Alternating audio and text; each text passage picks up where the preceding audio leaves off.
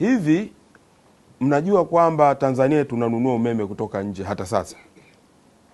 Tunanunua umeme kutoka nchi 3 tofauti mpaka hivi ninavyozungumza. Kule Rukwa, umeme unaotumika mkoa wa Rukwa tunaununua kutoka Zambia. Na tuna mkataba na Zambia wa kuuziwa umeme.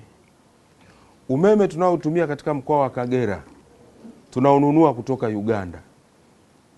Na tuna mkataba na serikali ya Uganda wa kununua umeme kutoka Uganda kwa ajili ya mkoa wa Kagera. Kule Horohoro, wilaya Mkinga, Tanga, umeme unaolisha watu Horohoro pale wilaya maeneo ya Mkinga tunaununua kutoka Kenya.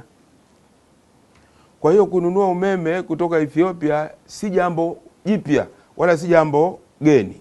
Tunaponunua umeme kutoka Ethiopia, hatuendi kuuchukua kutoka Ethiopia tukausafirisha all the way kutoka Ethiopia tukauleta huku.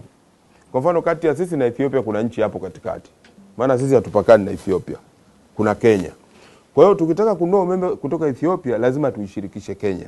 Ethiopia kwenye mpaka wao na Kenya wanaachia megawati 100 zinaingia kwenye grid ya Kenya.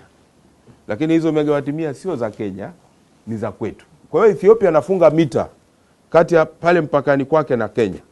Ile mita inasoma megawati 100 zimeingia. Zikishaingia kwenye grid ya Kenya, tunakuja kufunga mita nyingine kati ya Tanzania na Kenya pale na Manga.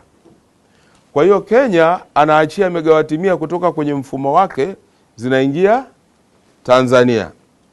Lakini origin ya huo umeme ni wapi? Ni Ethiopia. Kwa hiyo tunayemlipa ni nani? Ethiopia.